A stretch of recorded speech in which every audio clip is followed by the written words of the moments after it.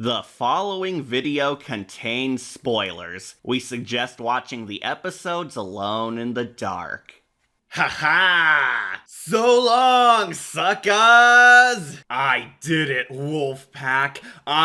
Catastrophe, magic feline warrior, savior of the stars, broke out of reality prison, and it wasn't easy. No, it was a nightmare. I've seen some things, Wolfpack. Unreal things. Bizarre, absurd, insane things that you'd never ever dream would exist. Like, did you know there was a Scooby-Doo parody of the Blair Witch Project? 'Cause I sure didn't. Really?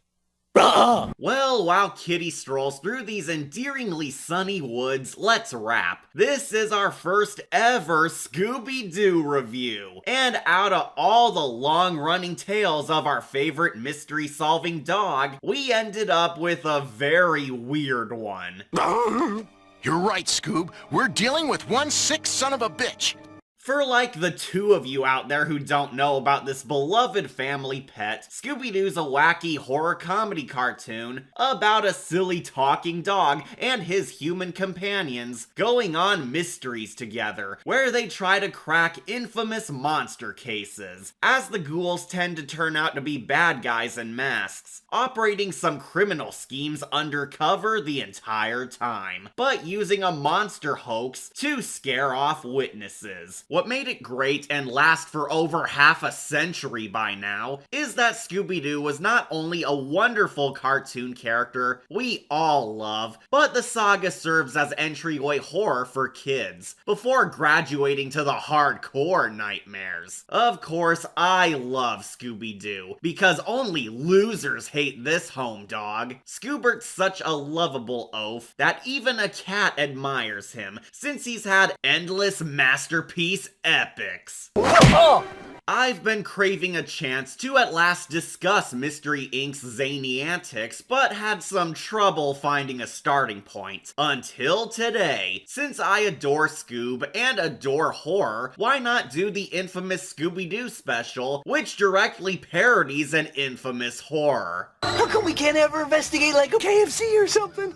No Kitten, no excaturation. There was a legit Scooby-Doo commercial story arc special, which lampoons the horror classic, The Blair Witch Project. This event was actually a series of old Cartoon Network bumpers, playing out a linear narrative following Mystery Inc. parodying the hit film, during a rare 24-hour Scooby-Doo marathon, one memorable October season. All my younger viewers might be unfamiliar with this, but back in the day, Cartoon Network used to have our favorite tunes bantering with each other on behind-the-stage style shorts, which allowed viewers to feel entertained during those boring commercial breaks, as well as have hilarious interactions between our favorite icons. They were pure fun. Don't you know that not littering is one of the easiest ways to help save the planet?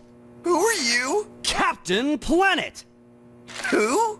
This was back when Scooby-Doo and the Witch's Ghost, an awesome masterpiece by the way, was getting hyped up for a worldwide premiere on Cartoon Network's channel, for the very first time ever, alongside an endless marathon of classic Scooby episodes, all month long. So this sequence of ads was designed to fuel that hype, as well as inflate the popularity of the WB Scary Story, which succeeded greatly.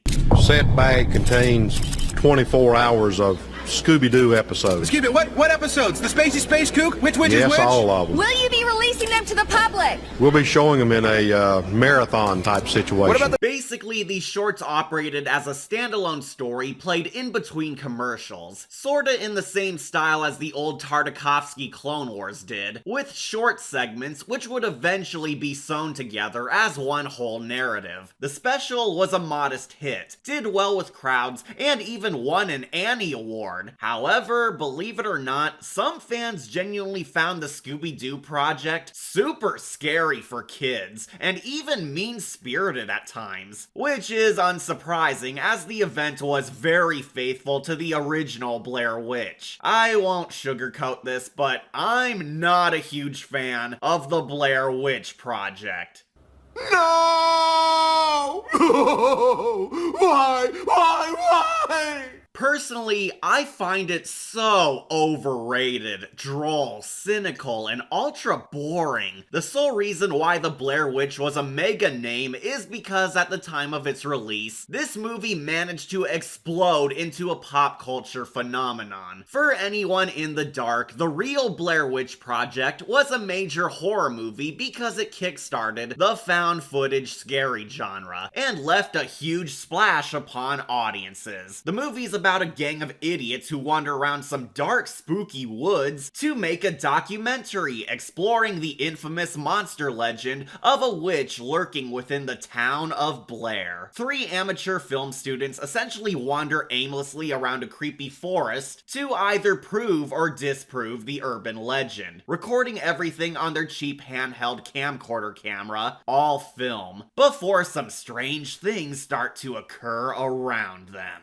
This is more haunted stuff than I really wanted. Surprise! The witch turns out to be very real after all, and slowly but surely haunts the nitwits before they realize they're trapped in her domain forever. This movie became a monster hit because the marketing was truly genius. The studios and filmmakers basically lied to and tricked all our arses into thinking this found footage flick was real. The execs pretended that this myth was based on a true story, and that this camcorder recording was literal found footage of real-life people who vanished in the woods. And in the days before the interweb, everyone absolutely fell for it. It takes real talent to be as dumb as those guys. This is the only reason why the Blair Witch Project became a mainstream horror tale, because its S-tier marketing team and the influence it had upon the world was a true source of magic to behold. However, over the years, this film's now grown divisive among modern audiences, because we now know it was all bull and a complete work of fiction. Solving mysteries was a lot more fun than selling them. I've already done a super epic vid on this horror classic, which you should all totally see, but if you want my short take, I don't like the Blair Witch franchise at all. The original movie's just so boring and failed to live up to all the songs sung about its greatness, in my cat eyes. It's quite literally just 90 minutes of idiots running around the woods screaming, while a monster haunts about off-screen. But luckily, it led us to this cartoon epic that actually made an overrated mess good, because the idiots in the woods are the Scooby Gang. Zoinks! Yep, leave it to our gang to actually spin a bad horror tragedy into a fun horror comedy. I actually never had the pleasure of seeing this mega event when it first released, and never even knew it existed for the longest time. So, does Scooby-Doo's project genuinely live up to its own praise and outclass the tale it riffs? Is this truly another delicious Scooby snack for us fans, or a travesty as blasphemous as Velma? Let's find out. This is our first review on that meddling dog, the Scooby-Doo project. Rogue? Blair.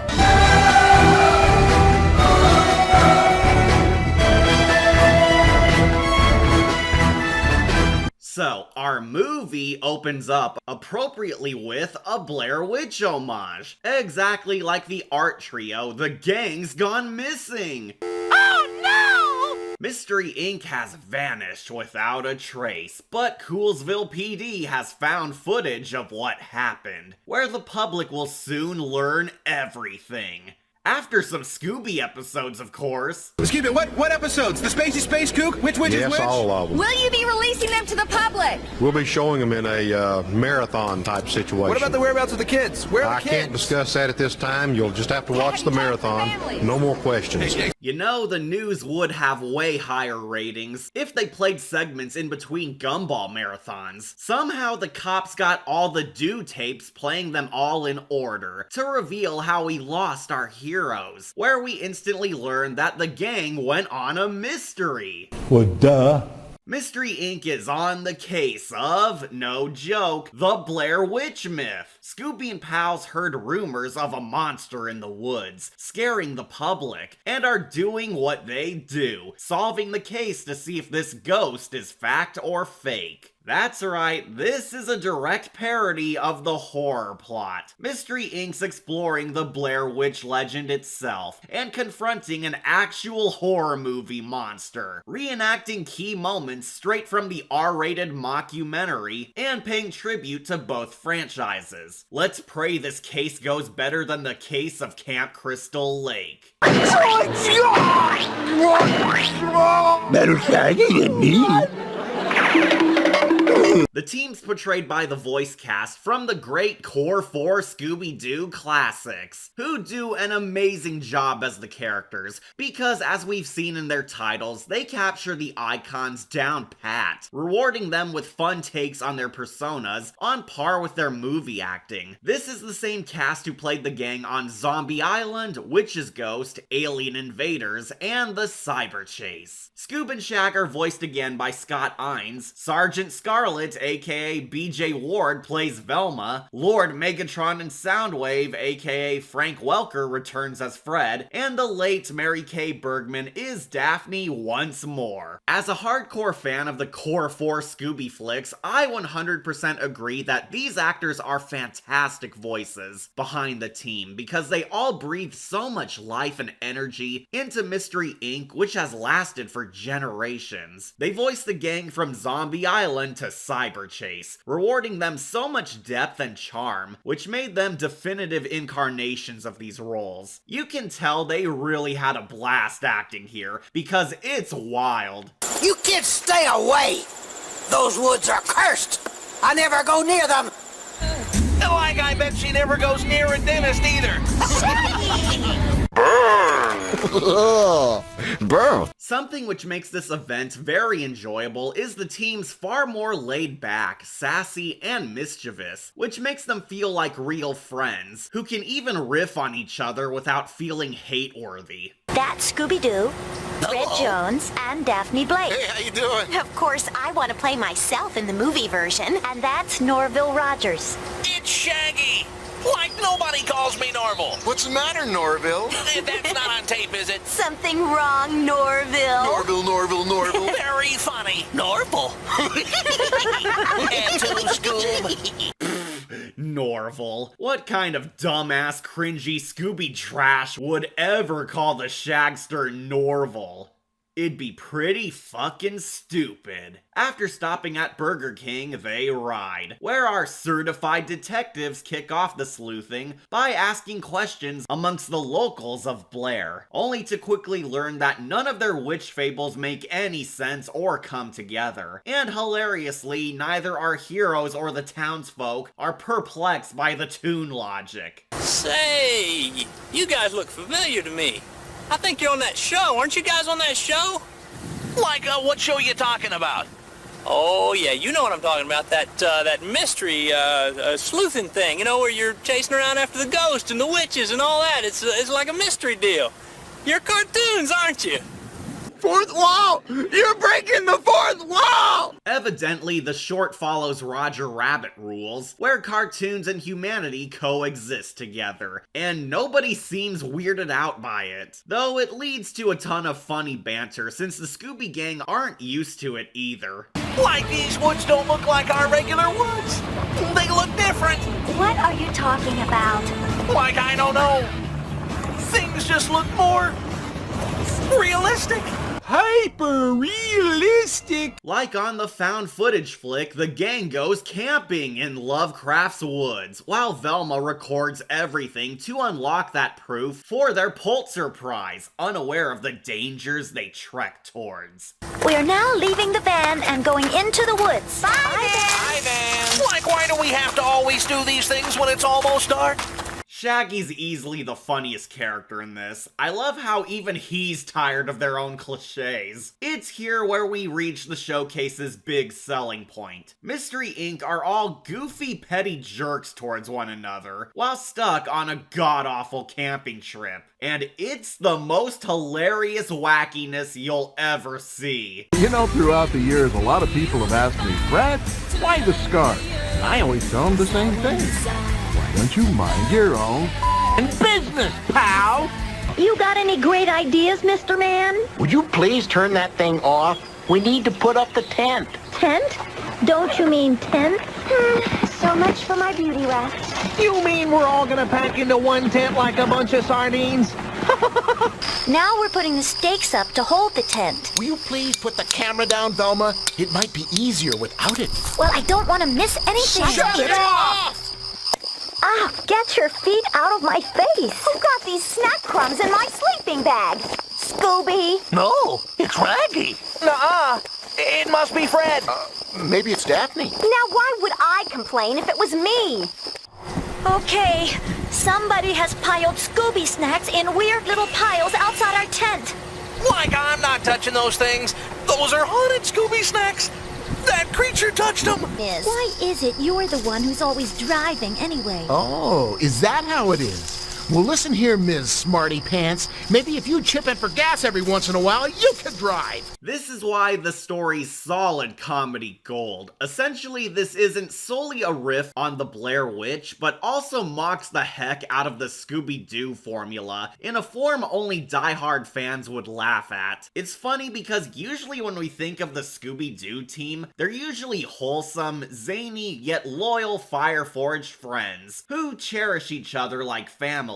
But seeing our favorite characters having petty squabbles, immature jabs, and riffing each other like brats is just so humorous and makes them feel real. And unlike the sin against nature Velma Kaling atrocity, this is an affectionate parody, poking fun at the Scooby-Doo tropes and colorful cast, rather than a mean-spirited mockery. There's endless jokes and jabs at our favorite teammates, but done in a method which doesn't piss you off or feel like a bad joke made by people who hate Scooby-Doo. It's a project fueled entirely by fans who wrote love letters for our heroes. You can tell the creators of this actually love Doo and sought a dark comedy in a similar vein to the live-action movies, where it teases Scooby's traditions but also indulges in how fun they are. Zoinks!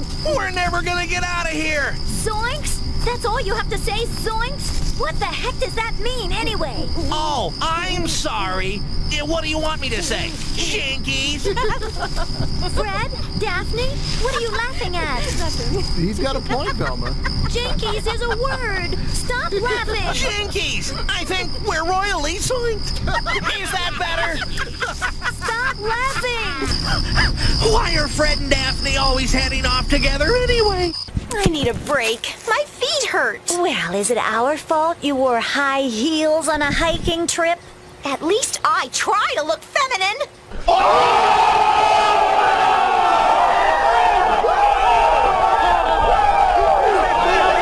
Daphne is the insult master. This short revived my appreciation for Mary Kay Bergman's Daph, because she's got some wide range of emotions for Miss Blake we've never seen before. We lost Mary too soon, because she nearly outshines Grey DeLisle at times. Well, I suppose you think this is very funny. I ruined my stockings. I hope you're happy, Scoob. I just hope you're happy because I don't have another pair.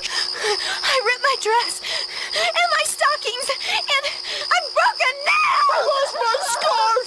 It's my favorite one! Fred, you're an asshole. And that ascot makes you look gay. And this is pretty much the entire plot. The mystery crew getting into wacky antics in the woods. Just like on the film, the detectives are hopelessly lost and fumble around Willis trying to escape Lovecraft's woods, only to lose their cool as the dark forest toys with them. It gets so scary that even Fred freaks out. Just remain calm. You remain calm. I am calm. You're the ones that aren't calm. I'm calmer than you. I'm always calm, man. I'm the calm one. I'm calm.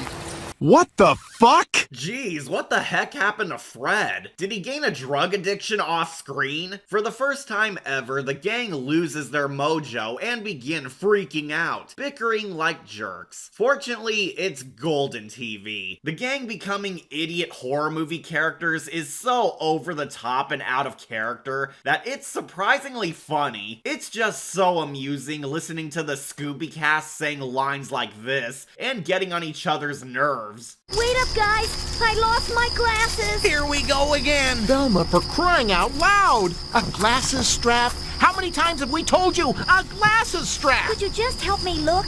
I can't see without my glasses. Oh, so you mean, could we find your glasses for you? Not now, Freddy. No. Tragically, one of the rare criticisms this showcase gets is that some fans felt it was super mean-spirited and turned the gang into unlikable pricks. But I'd argue that was the point. The gang are behaving rather cruder and crass than they usually are, but don't forget, the teens are supposed to be a parody of the Blair Witch protagonists, who are also mean-spirited, obnoxious, unlikable pricks too. I can understand despising nasty dark comedies, but here I'm okay with it because 1. Seeing Mystery Inc. acting this way is comedy platinum, because it's so unlike their normal selves, and 2. They're meant to be a jab at the awful main characters of the Blair Witch, who did suck this much. As anyone who's ever watched the OG found footage flick can attest, this is a very accurate depiction of the Blair Witch crew, because unlike Team Do, they did suck this hard.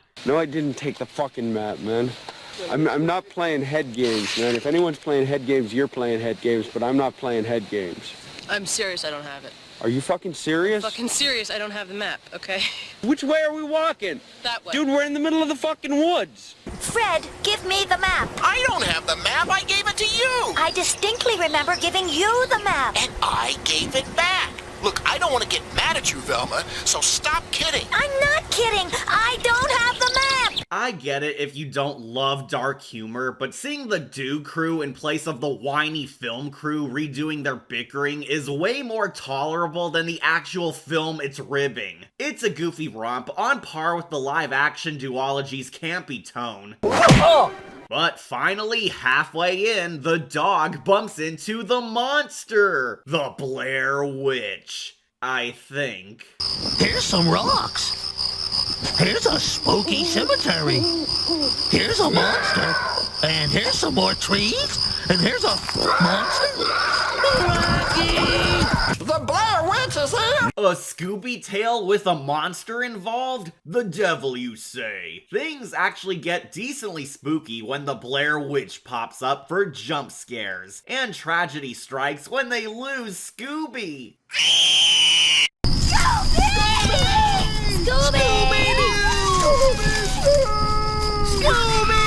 Scooby-Doo! Where are you? Over here! Oh.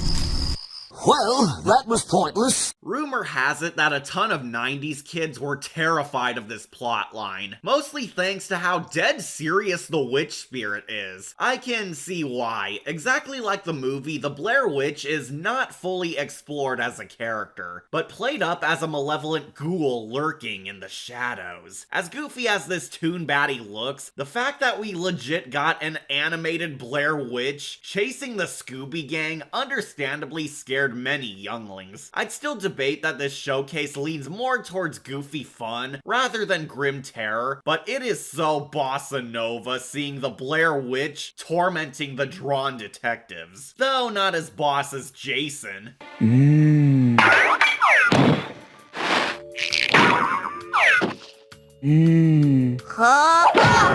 The witch haunts and taunts them by the graveyard and sporadically all throughout the night forest, causing the team to really lose it. They start realizing this mystery is way outside the norm for them, and not playing out well. Hey, gang. You know, I just realized something. What's that? I just realized that we've been out here, 7 days? And we haven't pulled a mask off anyone yet. And your point is? I don't know. I guess I missed the little things. Not helping matters is that none of the gang have survival skills and have no clue what the heck they're doing. Incorporated might have been correct, depicting the gang as rich kids who don't know the hard life. And if you thought they were subtle before, the gang gets even more aggravated at each other because this trip is worse than Crystal Lake. Somebody's been in our backpacks. They ate our food. Oh, Scooby-Doo! Scooby-Dooby-Doo! Stupid dog! Things only escalate for the worst vacation ever when they hear something spookier than a monster approaching. Scooby-Doo? Is that you? Puppy power! God! Scrappy-Doo is in this movie? Yep, Scrappy-Doo's here, and Mystery Inc. treats him precisely as expected. Hiya, gang! Looks like there's a mystery to be solved. Hi, Scrappy. For the love of God, somebody kick his ass! For the young and naive, Scrappy-Doo is one of the most infamous characters of Western animation. This puppy was, for the longest time, a blemish upon the Scooby franchise, as numerous fans found the character mega annoying, obnoxious, and greatly unpopular as a new addition to the team, since Scrappy ended up being more of a useless, idiotic kid appeal character, ruining the show rather than recharging its energy. Wow, I haven't seen... Look away, Daphne. We all promised each other that we would never speak of him. Not ever. Though, me personally, I actually like Scrappy. On the movies, not on the TV shows. He sucks. He sucks hard. This character has an infamous history to him, but the short take is Scrappy-Doo's highly unpopular because he was obnoxiously irritating, to the point where even the showrunners didn't like him, since you can sense the Scrappy hate is strong with this one. Now that I'm here, this mystery's gonna be wrapped up. It'll be solved before sunrise. That is, unless you chicken out, Freddy. It's Fred. There's only one thing you guys need. A good dose of puppy power. Oh yeah, that's just what we need. Why do you think they brought me into the show? Because they needed good acting. For the love of God, somebody kick his ass! Daphne, come back! Daphne, stop! It's just Scrappy-Doo! I know!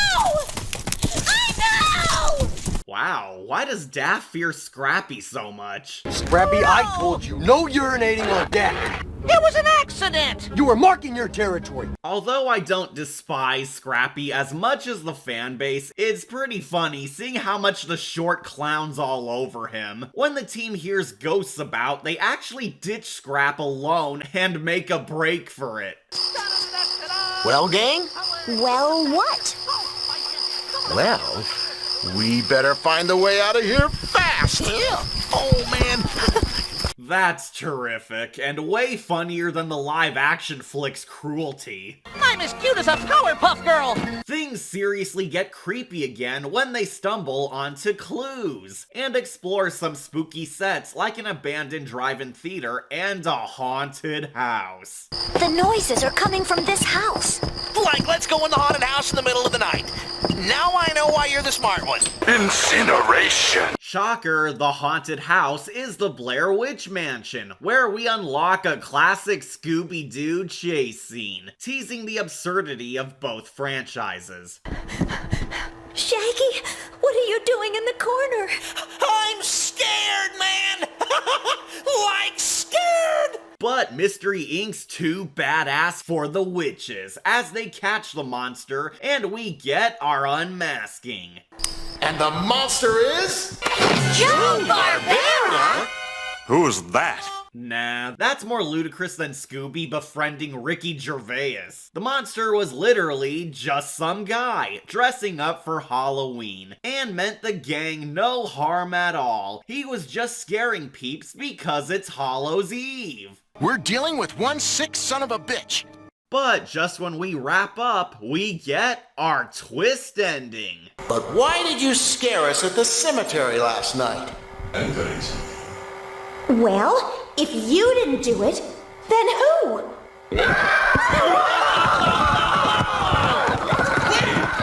Yep, the Toon World Witch was real and murders the gang.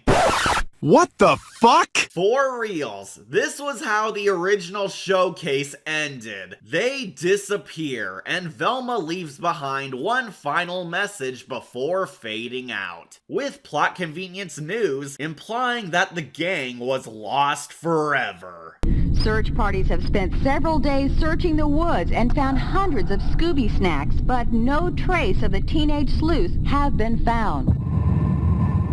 This scarred kids for life the most, since the storyline never informs us what happened at the end, and for all we knew, Mystery Inc. was dead, up until Cartoon Network answered this with a bonus ending years later. We eventually got future ad bumpers which resolved things and confirmed that all's okay because the gang survived. How? Oh, the girls just beat the tar out of the Blair bitch, and they won. Wow, Daphne and Velma are badass. How come they don't have Mortal Kombat DLC? Brutality. And they even confirmed their victory by having Fred chat with Moltar over it, how they cracked the case. But alas, nobody believed them. So let me get this straight. You're in the woods. Right. And you're lost. And you're taping it. Yep. And they said it was just another tired rip-off of the Blair Witch Project? I know. Man, that hurts. Tell me about it. Let me ask you something. That redhead, what's her name? Daphne? Right, Daphne. She's a hottie. I know. So? Moltar, how can I put this? You scare children. A trifle anticlimactic, but considering the abrupt conclusion of the movie, I think it's fine. Also, it's pretty sad that a children's Scooby-Toon managed to cover up all plot holes better than an adult-oriented R-rated horror saga ever did for 3 films. And I would have succeeded too, if it weren't for the fact that I failed! Anyways, gang, that was the unmasking of the Scooby-Doo project. And it's so magnificent, it achieved the impossible by actually making the Blair Witch plot fun. Admittedly, this tale's not going to dethrone any of the high-class Scooby fables, but it's undeniably solid amusement, fun for all ages of Doo fans. This is one of the funniest Mystery Inc. romps I've ever seen. The show staff are clearly fans of both Scooby and the Blair Witch. The writing understood snappy jokes and sharp wit. The cheesy effects of the toons interacting with the real world are charming. There's shockingly some sinister horror underneath. The mean-spirited antics are genuinely rad. It pisses all over an overrated mess. And naturally, the all-star cast make this project top tier. The only real negative mark I have is that oddly, Scooby-Doo himself isn't involved too much. Though, considering this was meant to complement a marathon starring the meddling mutt, maybe downplaying him was a pro. Plus, the human characters truly steal the spotlight, so it's no big loss. The plot itself is simply a lampooning of a big-name scary flick, but a rather great one, since it does mock and praise it at the same time. Not to mention, the loving jabs and acknowledgements of Scooby's own tropes makes it more delightful.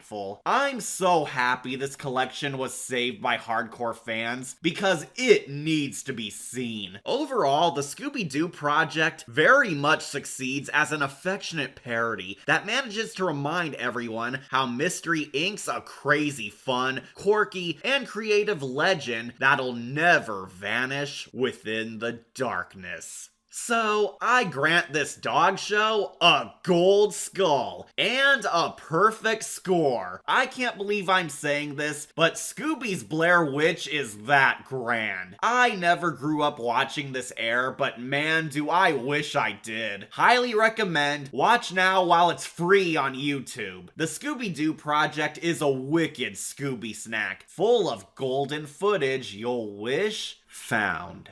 I'm your host, Catastrophe, and I gotta catch my ride on the Houstery machine. Jinkers, Cat, you need a kitty snack. Kitty Witty Doo!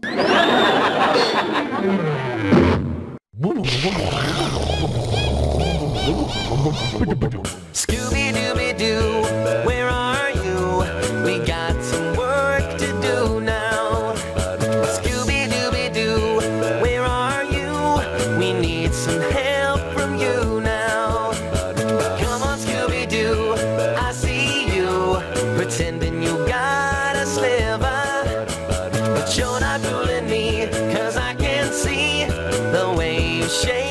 and shiver. You know we got a mystery to solve, so Scooby-Doo, be ready for your act. Don't hold back. And Scooby-Doo, if you come through, you're gonna have yourself a Scooby snack. Scooby-Dooby-Doo, here are you. You're ready and you're willing. If we can count on you, Scooby-Doo, I know you'll catch that feeling. At least I try to look feminine.